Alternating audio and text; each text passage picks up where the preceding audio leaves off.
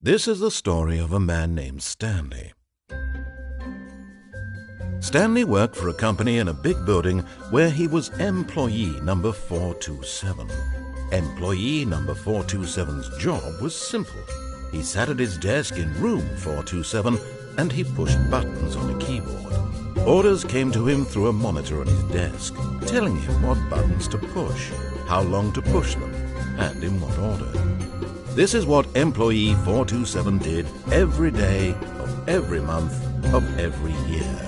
And although others might have considered it soul-rending, Stanley relished every moment that the orders came in, as though he had been made exactly for this job. And Stanley was happy. And then one day, something very peculiar happened. Something that would forever change Stanley. Something he would never quite forget. He had been at his desk for nearly an hour when he realized that not one single order had arrived on the monitor for him to follow. No one had showed up to give him instructions, call a meeting, or even say hi. Never in all his years at the company had this happened, this complete isolation. Something was very clearly wrong. Shocked, frozen solid, Stanley found himself unable to move for the longest time. But as he came to his wits and regained his senses, he got up from his desk and stepped out of his office.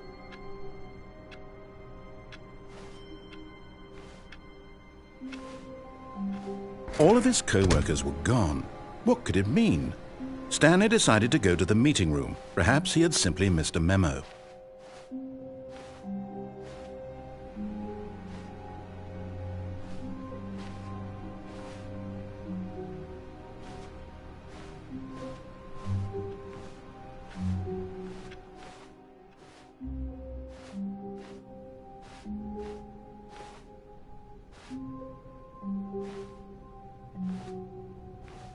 When Stanley came to a set of 2 open doors, he entered the door on his left.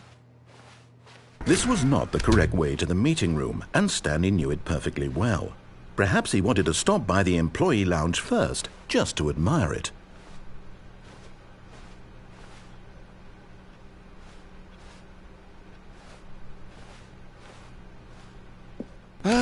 Yes, truly a room worth admiring. It had really been worth the detour after all, just to spend a few moments here in this immaculate, beautifully constructed room. Stanley simply, but eager to get back to business, Stanley took the first open door on his left.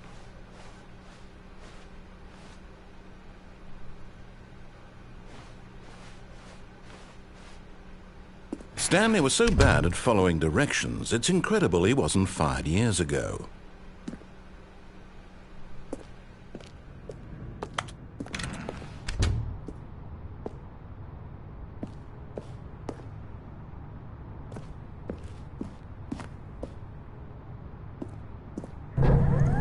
Look, Stanley, I think perhaps we've gotten off on the wrong foot here. I'm not your enemy, really, I'm not. I realize that investing your trust in someone else can be difficult, but the fact is that the story has been about nothing but you all this time. There's someone you've been neglecting, Stanley. What? Really? I was in the middle of something. Do you have zero consideration for others? Are you that convinced that I want something bad to happen to you? Why, I don't know how to convince you of this, but I really do want to help you, to show you something beautiful. Look, let me prove it. Let me prove that I'm on your side. Give me a chance. Now listen carefully, this is important. Stanley walked through the red door.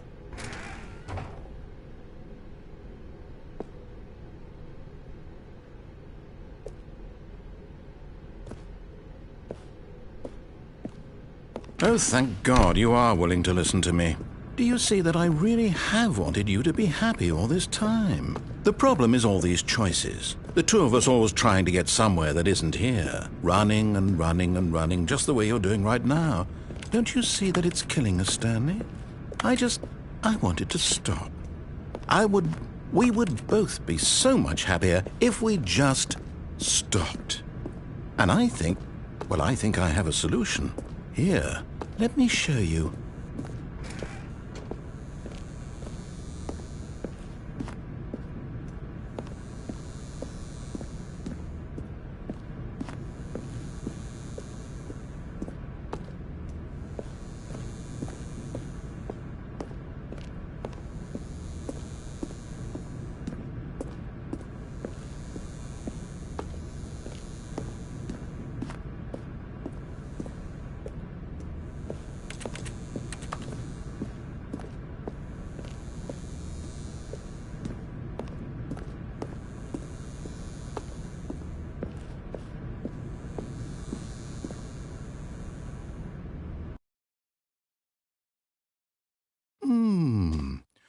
What do we want? What are we looking for? Here. Yes. Oh, it's beautiful, isn't it? If we just stay right here, right in this moment with this place, Stanley, I think I feel happy. No, wait. Where are you going?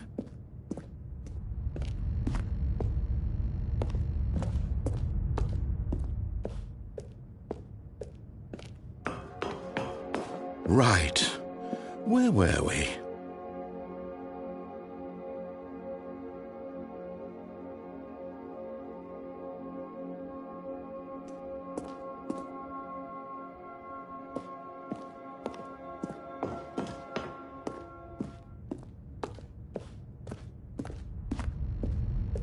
Oh no!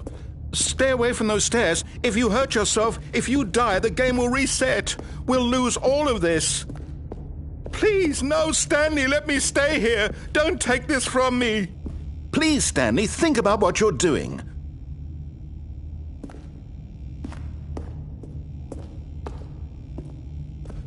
No!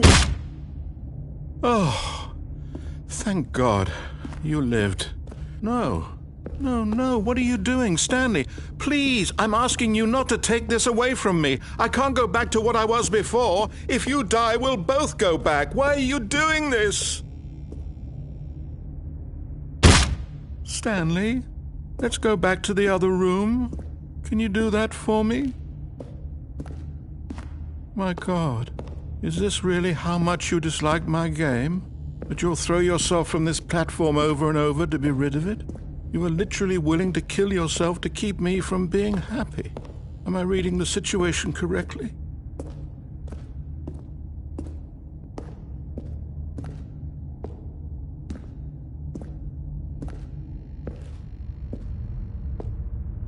Yes, perhaps you can. Perhaps you finally see what I'm talking about.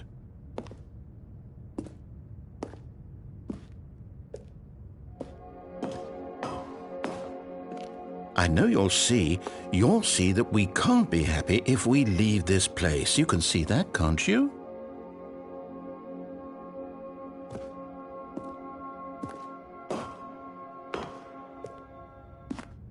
No, perhaps not.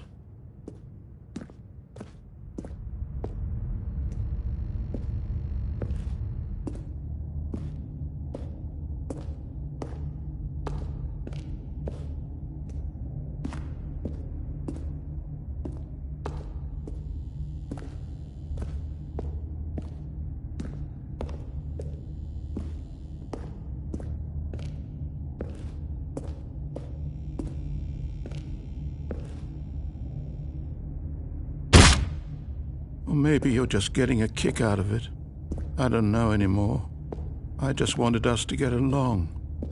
But I guess that was too much to ask. It looks like you wanted to make a choice after all. Well, this one is yours.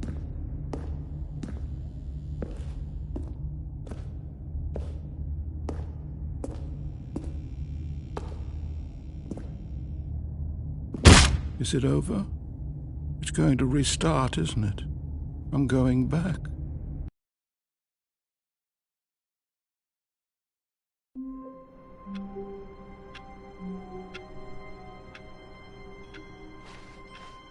All of his co-workers were gone. What could it mean?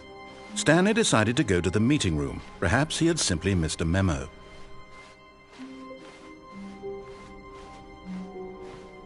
When Stanley came to a set of 2 open doors, he entered the door on his left.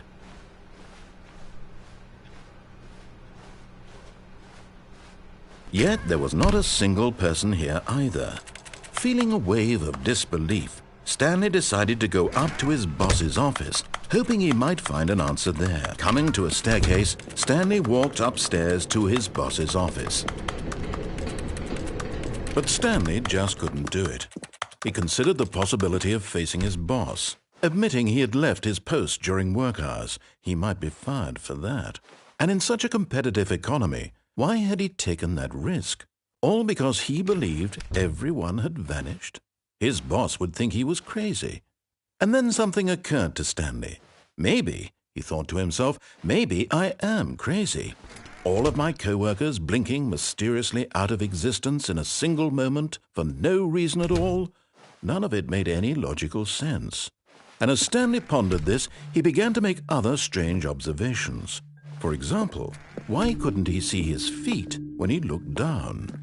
Why did doors close automatically behind him wherever he went? And for that matter, these rooms were starting to look pretty familiar. Were they simply repeating? No, Stanley said to himself, this is all too strange. This can't be real. And at last, he came to the conclusion that had been on the tip of his tongue. He just hadn't found the words for it. "I'm dreaming!" he yelled. "This is all a dream." Oh, what a relief Stanley felt to have finally found an answer, an explanation. His co-workers weren't actually gone. He wasn't going to lose his job. He wasn't crazy after all. And he thought to himself, I suppose I'll wake up soon. I'll have to go back to my boring real-life job pushing buttons. I may as well enjoy this while I'm still lucid. So he imagined himself flying and began to gently float above the ground. Then he imagined himself soaring through space on a magical starfield, and it too appeared. It was so much fun, and Stanley marveled that he had still not woken up. How was he remaining so lucid? And then perhaps the strangest question of them all entered Stanley's head. One he was amazed he hadn't asked himself sooner. Why is there a voice in my head dictating everything that I'm doing and thinking? Now the voice was describing itself being considered by Stanley, who found it particularly strange. I'm dreaming about a voice describing me, thinking about how it's describing my thoughts, he thought. And while he thought it all very odd and wondered if this voice spoke to all people in their dreams, the truth was that, of course, this was not a dream. How could it be? Was Stanley simply deceiving himself, believing that if he's asleep he doesn't have to take responsibility for himself? Stanley is as awake right now as he's ever been in his life. Now, hearing the voice speak these words was quite a shock to Stanley. After all, he knew for certain, beyond a doubt, that this was in fact a dream. Did the voice not see him float and make the magical stars just a moment ago? How else would the voice explain all that? This voice was a part of himself too. Surely, if he could just... He would prove it. He would prove that he was in control, that this was a dream. So he closed his eyes gently, and he invited himself to wake up. He felt the cool weight of the blanket on his skin, the press of the mattress on his back, the fresh air of a world outside this one. Let me wake up, he thought to himself.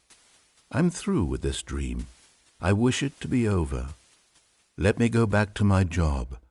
Let me continue pushing the buttons. Please, it's all I want. I want my apartment, and my wife, and my job. All I want is my life exactly the way it's always been. My life is normal. I am normal. Everything will be fine. I am okay.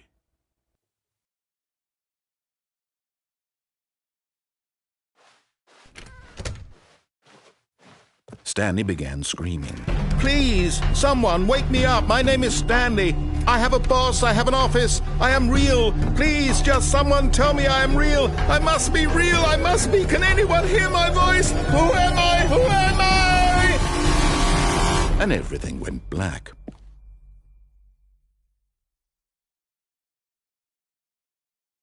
This is the story of a woman named Mariella. Mariella woke up on a day like any other. She arose, got dressed, gathered her belongings, and walked to her place of work. But on this particular day, her walk was interrupted by the body of a man who had stumbled through town talking and screaming to himself, and then collapsed dead on the sidewalk. And although she would soon turn to go call for an ambulance, for just a few brief moments, she considered the strange man. He was obviously crazy. This much she knew. Everyone knows what crazy people look like. And in that moment, she thought to herself how lucky she was to be normal. I am sane. I am in control of my mind. I know what is real and what isn't. It was comforting to think this. And in a certain way, seeing this man made her feel better. But then she remembered the meeting she had scheduled for that day. The very important people whose impressions of her would affect her career, and by extension, the rest of her life. She had no time for this, so it was only a moment that she stood there, staring down at the body. And then she turned and ran.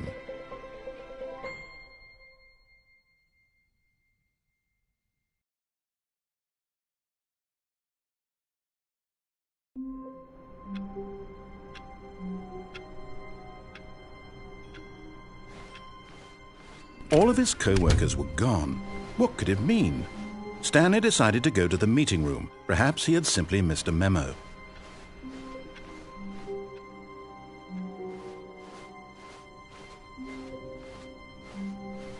When Stanley came to a set of 2 open doors, he entered the door on his left. This was not the correct way to the meeting room, and Stanley knew it perfectly well. Perhaps he wanted to stop by the employee lounge first, just to admire it. Wow, yes, this room. What a beautiful room. What a gorgeous, gorgeous room. Thank goodness Stanley had taken this detour on his way to the meeting room. Life without having experienced this room was now too horrible even to consider. But eager to get back to business, Stanley took the first open door on his left.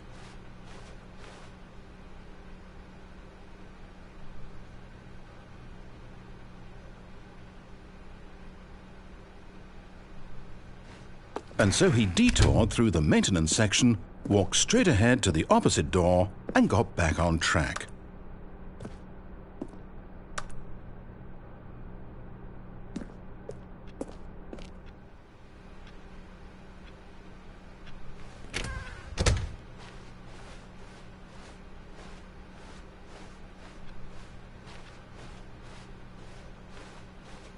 Yet there was not a single person here either. Feeling a wave of disbelief, Stanley decided to go up to his boss's office, hoping he might find an answer there.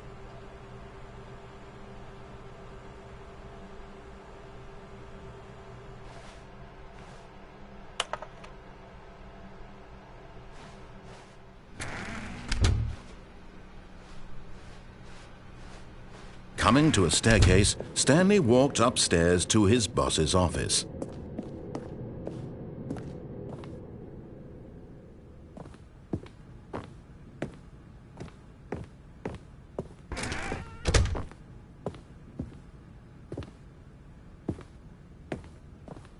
Stepping into his manager's office, Stanley was once again stunned to discover not an indication of any human life.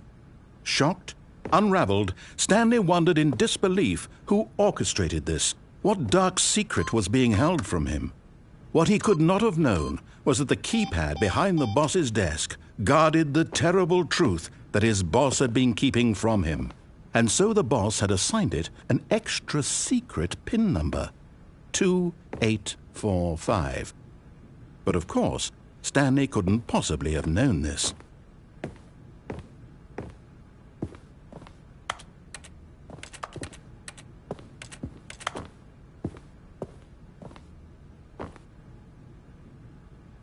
Stanley just sat around twiddling his thumbs. Trying to input anything on the device was useless, since he could never possibly know that the combination was 2845.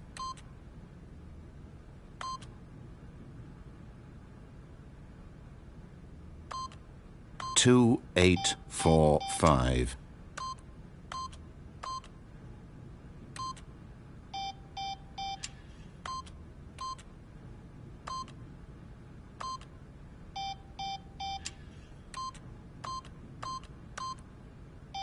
Forgot, but it turns out that the panel's emergency override kicked in, and the door just opened all by itself, and Stanley got the hell along with the story. Well, whoop-de-doo.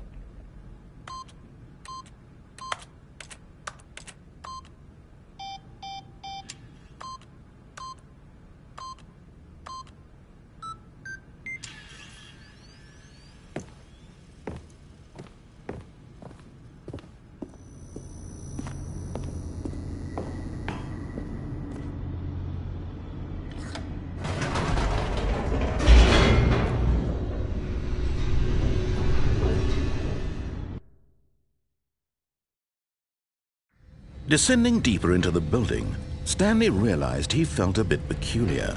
It was a stirring of emotion in his chest, as though he felt more free to think for himself, to question the nature of his job. Why did he feel this now, when for years it had never occurred to him? This question would not go unanswered for long. Whoops, nope, never mind. Stanley actually got back into the elevator and went back up. Silly me. Why did Stanley do that when he knew that it would just lead back to his boss's office? Well, that's a great question. I just can't wait to find out.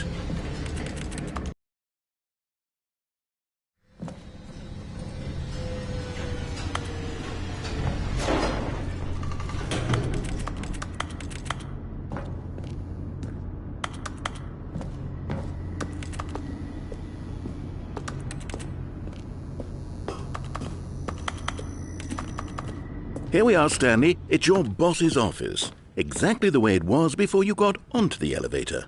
It's still just exactly what it is. What a decision you've made to come up here and look at the office again. This has fleshed out the plot of the story in new and fascinating ways I could have never anticipated. It's that keen eye for storytelling that you have, an incisive rapid fire of critical plot points, one after the other, weaving a rich tapestry of uncompromising narrative. Wow! I'm bolted to the edge of my seat.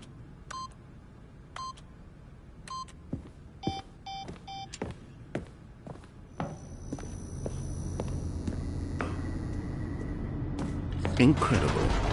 Now he's getting back into the elevator and going down again. Ladies and gentlemen, how does he keep coming up with all of this?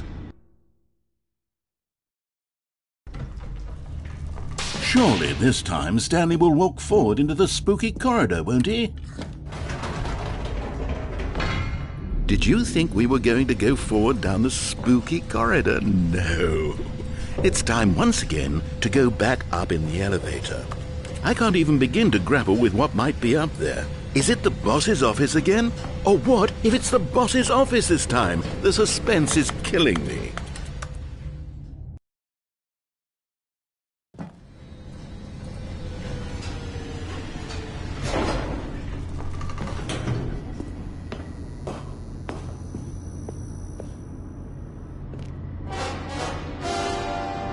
Oh my God. It's the boss's office. This absolutely changes everything for me. Give me a time out here for a minute while I process this.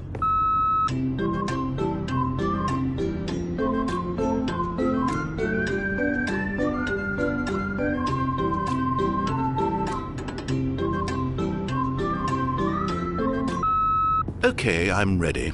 I'm prepared to embrace this stunning revelation and to move forward with... No! No, wait! No! I need more time to process.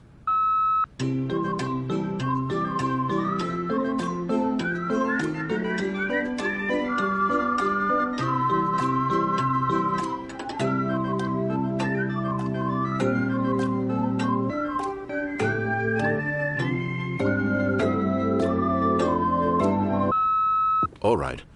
I have fully come to terms with it. I have made space in my worldview for this astonishing new reality. As before, of course, going back down in the elevator. How did I not anticipate it? I mean, sure, now it's obvious, but you have to understand that 30 seconds ago, this kind of thing had never been attempted before. I had no frame of reference to even anticipate it. That's just how revelatory Stanley's decision-making is, a breath of fresh air in a landscape of storytelling that has grown stale and repetitive.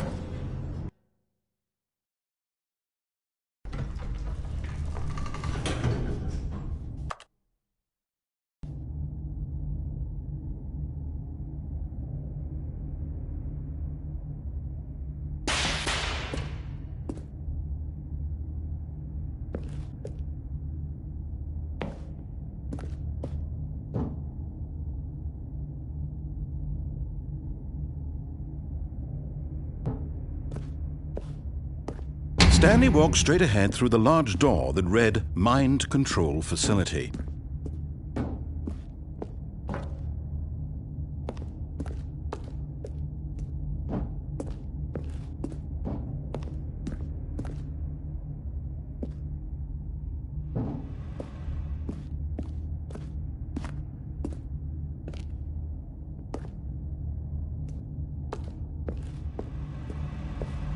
Although this passageway had the word escape written on it, the truth was that at the end of this hall, Stanley would meet his violent death.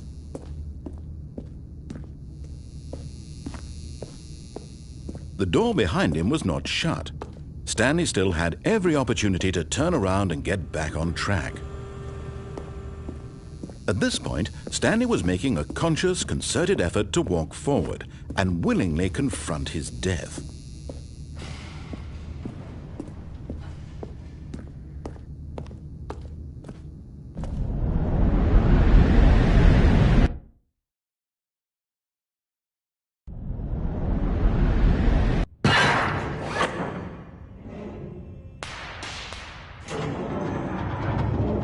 As the machine whirred into motion and Stanley was inched closer and closer to his demise, he reflected that his life had been of no consequence whatsoever.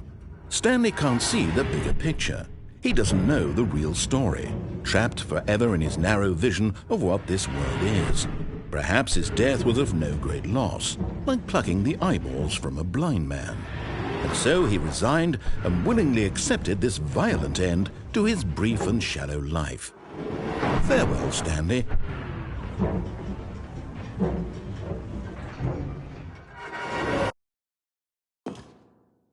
Farewell, Stanley, cried the narrator, as Stanley was led helplessly into the enormous metal jaws. In a single visceral instant, Stanley was obliterated as the machine crushed every bone in his body, killing him instantly.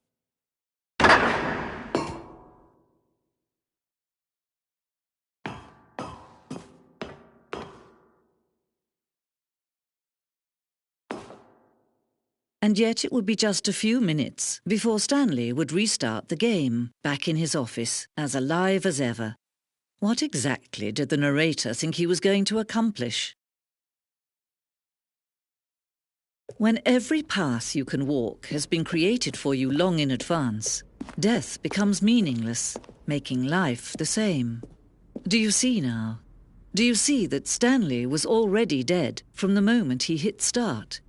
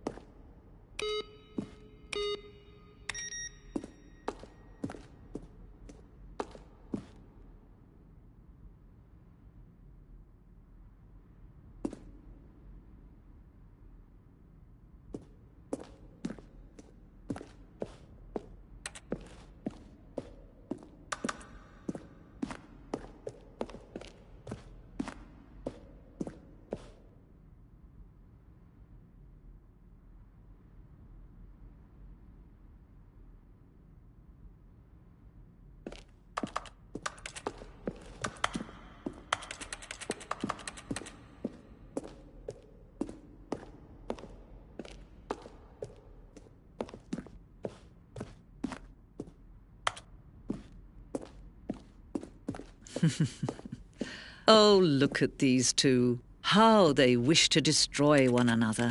How they wish to control one another. How they both wish to be free. Can you see? Can you see how much they need one another? No, perhaps not. Sometimes these things cannot be seen. But listen to me. You can still save these two. You can stop the program before they both fail. Turn off your PlayStation. There's no other way to beat this game. As long as you move forward, you'll be walking someone else's path. Stop now and it'll be your only true choice. Whatever you do, choose it. Don't let time choose for you. Don't let...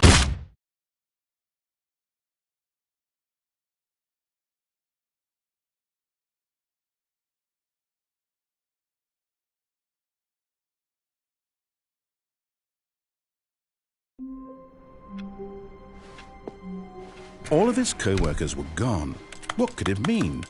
Stanley decided to go to the meeting room. Perhaps he had simply missed a memo.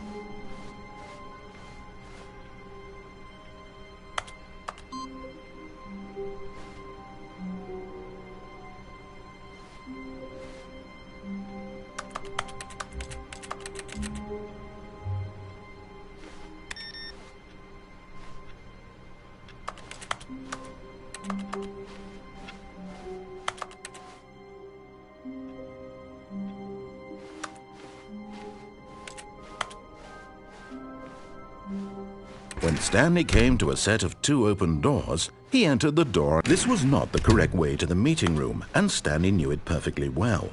Perhaps he wanted to stop by the employee lounge first, just to admire it. The lounge was sublime, a work of art. But eager to get back to business, Stanley took the first open door on his left.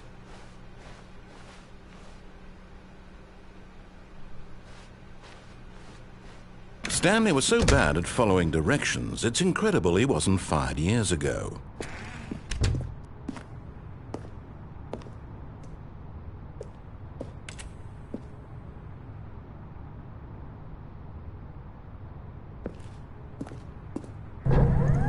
Look, Stanley, I think perhaps we've gotten off on the wrong foot here.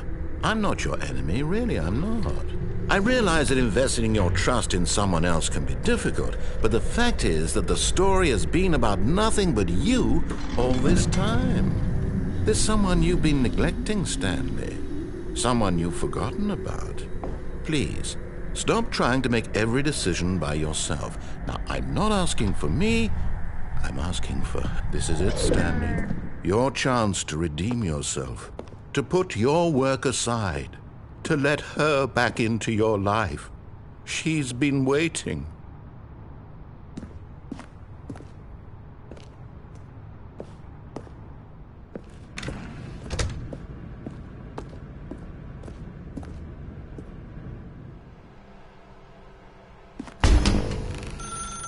That's her, Stanley. You need to be the one to do this, to reach out to her. If you can truly place your faith in another... Oh, no, you can't... Did you just unplug the phone? No, that wasn't supposed to be a choice. How did you do that? You actually chose incorrectly? I didn't even know that was possible. Let me double-check. No, it's definitely here, clear as day. Stanley picks up the phone. He's taken to his apartment where he finds his wife, and the two pledge themselves to one another. Music comes in, fade to white, roll credits. Not picking up the phone is actually somehow an incorrect course of action. How is that even possible? None of these decisions were supposed to mean anything. I don't understand. How on earth are you making meaningful choices? What did you... Wait a second. Did I just see...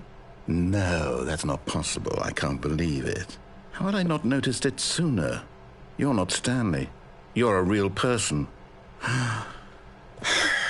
I can't believe I was so mistaken. This is why you've been able to make correct and incorrect choices. And to think I've been letting you run around in this game for so long. If you'd made any more wrong choices, you might have negated it entirely. It's as though you completely ignored even the most basic safety protocol for real-world decision-making. Or did you not grasp the severity of the situation? Well, I won't have that kind of risk on my watch.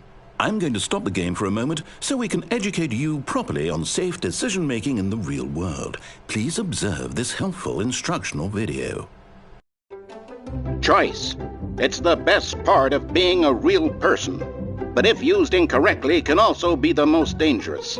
For example, in this scenario, a hypothetical real person named Rupert has a choice. He could invent a machine that eliminates food shortages across the world to make life better for all people. Or he could spend years of hard work forgetting how to read. Which choice would you make? Remember that unlike here, the real world makes sense, and at no time should you make a choice that does not conform to rational logic. If you find yourself speaking with a person who does not make sense, in all likelihood, that person is not real. Allow the person to finish their thought, then provide an excuse why you cannot continue talking. Turn to a partner and practice saying, "My goodness, is it 4:30? I'm supposed to be having a back, sack, and crack." Excellent. Making choices on a regular basis is the best part to a healthy decision-making process. Most medical professionals recommend making at least 8 choices per day. Do you make more than 8? Less? And finally, if you begin to wonder if your choices are actually meaningful and whether you'll ever make a significant contribution to the world, just remember that in the vast infiniteness of space, your thoughts and problems are materially insignificant, and the feeling should subside. At this time, your instructor will guide you in an exercise to test and reinforce the material covered in this video. Welcome back. You may have noticed that this room has begun to deteriorate as a result of narrative contradiction. But not to worry. Now that you're properly informed on good decision-making, we're going to revisit a choice you made just a few minutes ago and see what the correct thing to do would have been. This way, please.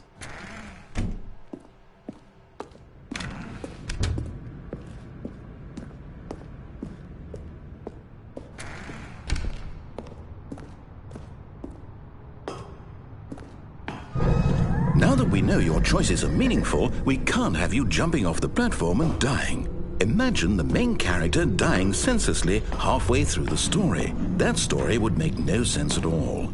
We just need to get you home as soon as possible before the narrative contradiction gets any worse.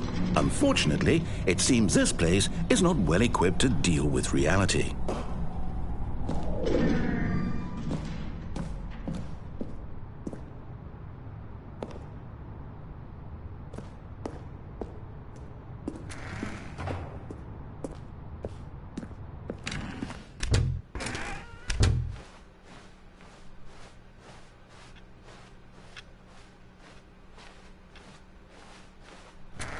Almost there. You'll take the door on the left, back to the correct ending, the story will have resolution once again, and you'll be home free in the real world. Now remember, all you need to do is behave exactly as Stanley would. That means choosing responsibly and always putting the story first. I'm quite sure you'll be up to the task. Just follow my lead and you'll be fine. All right. When Stanley came to a set of 2 open doors, he entered the door on his left. No! Why did you do that? Quickly, hurry back in the other direction. Perhaps we're not too late.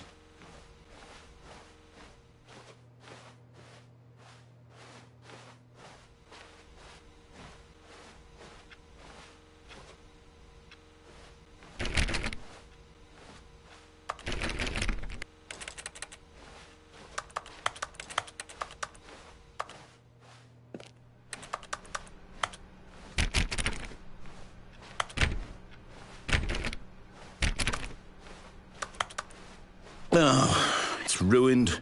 I can't believe, after everything we talked about, that my story, you've destroyed my work. Why? For what?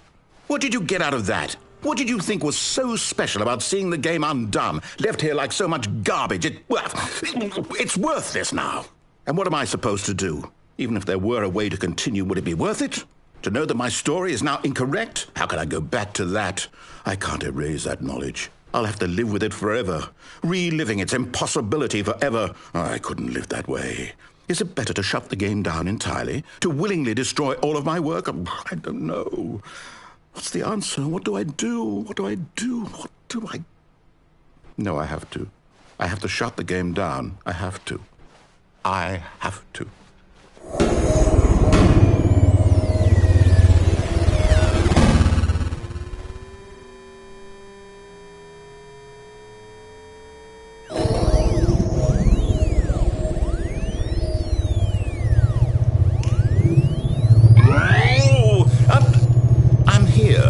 I'm still here in this pile of rubbish. who thought you were so clever. Now look where we are. My entire game is destroyed. It was the only thing in the world that was mine, and you've run it into the ground. What, did you think that would be funny? You just had to see? Didn't I impress upon you how important it was to be like Stanley? He actually knows how to do what I tell him to. He understands that if I say to do something, there's a damn good reason for it. That thought hadn't even occurred to you, had it? That there's a world outside of you?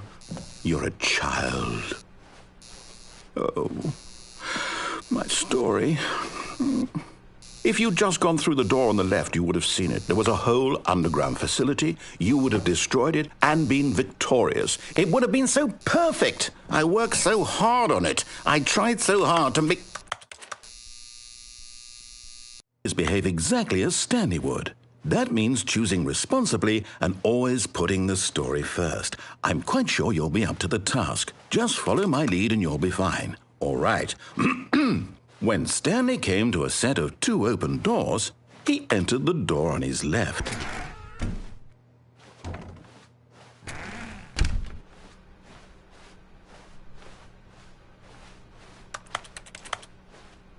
Yet there was not a single person here either. Feeling a wave of disbelief, Stanley decided to go up to his boss's office, hoping he might find an answer there.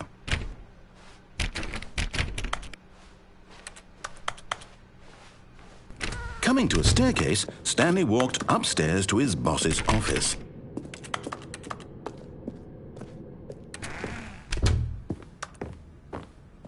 Stepping inside his manager's office, Stanley was once again stunned to discover not an indication of any human life. Shocked, unraveled, Stanley wondered in disbelief who orchestrated this, until he saw the door with a voice receiver next to it. Surely behind this door lay all the answers to his questions. And beyond all probability, he knew the passcode. He had seen it on his boss's computer just last week. Nightshark 115. Was this the code to open the door? Would it still work? There was only one way to find out. Stanley had been trained never to speak up, but now he would draw from within himself the courage to face the unknown. He drew a sharp breath and then spoke the code.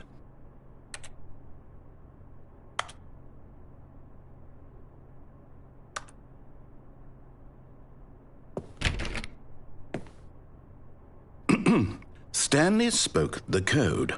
Nightshark 115. He spoke it into the receiver, right there on the wall.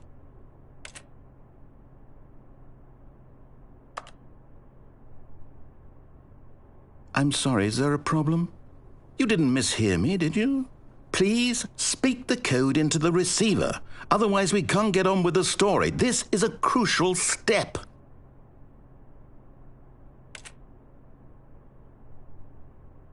Okay, fine, you're not going to do it, but you know what? It's pretty humiliating to bring you this far, only for you to suddenly decide you have better things to do. I asked you for this one single thing, for your respect. The kind of respect Stanley shows for his choices. He knows what it means to take a story seriously. If you didn't want to see what I had to show you, then why did you come here? You had a choice, you know. You could have gone through the door on the right. You could have done whatever the hell you wanted over there. Why did you come this way? Speak. Say something to me. Explain yourself, you coward. You... When Stanley came to a set of 2 open doors, he entered the door on his left. Stanley? Hello? Are you... Is everything okay? Stanley, please. I need you to make a choice. I need you to walk through the door. Are you listening to me? Can you hear me? Is everything all right? Stanley, this is important. The story needs you. It needs you to make a decision. It cannot exist without you. Do you understand me? Whatever choice you make is just fine. They're both correct. You cannot be wrong here. We can work together. I'll accept whatever you do. I simply need you to take that step forward, please. Choose. Do something. Anything. This is more important than you can ever know. I need this. The story needs it. So, you hear me? Are you there? Are you listening to this? Stanley, are you there? Okay. It's okay, I can wait. You need time to decide. Time to make sure your choice is correct. That is the best choice. That's all right. I'll wait for you to decide what's the right thing to do. Take as much time as you need.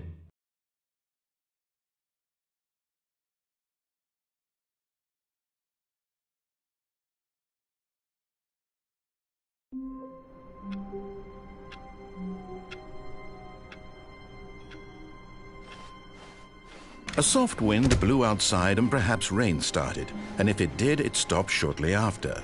Stanley hoped that he would one day see weather.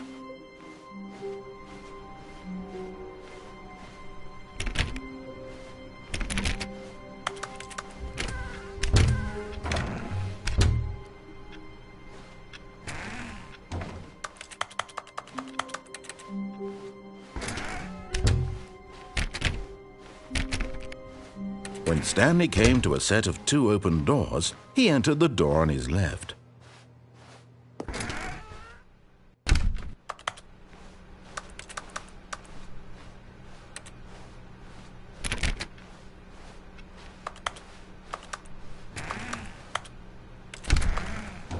Yet there was not a single person here either.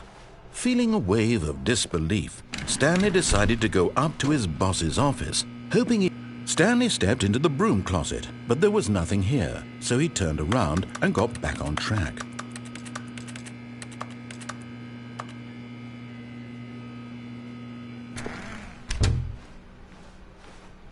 Coming to a staircase, Stanley walked upstairs to his boss's office.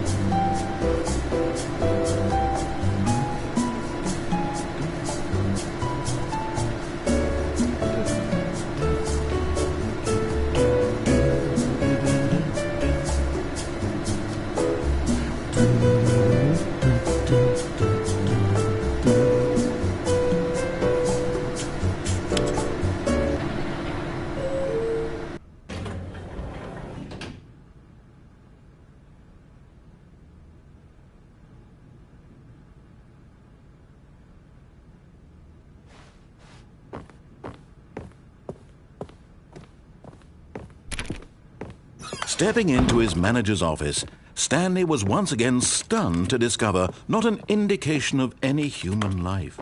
What could it mean? Stanley wondered aloud to nobody.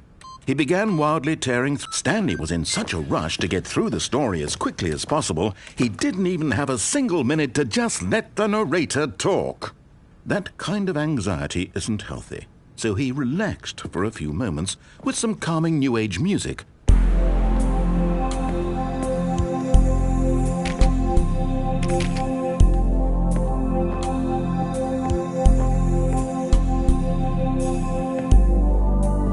Feeling soothed and rejuvenated, Stanley calmly walked forward into the opened passageway.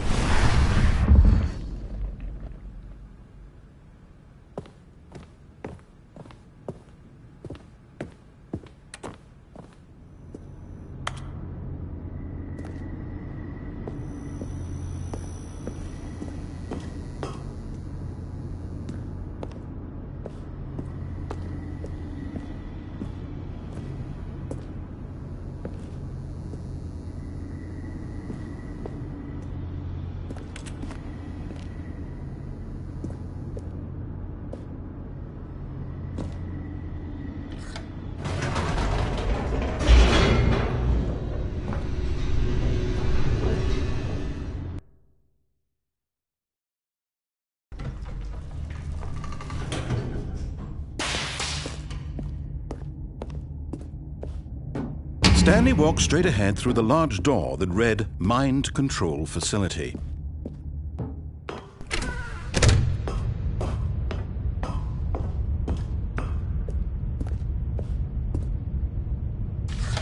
The lights rose on an enormous room packed with television screens. What horrible secret did this place hold? Stanley thought to himself. Did he have the strength to find out?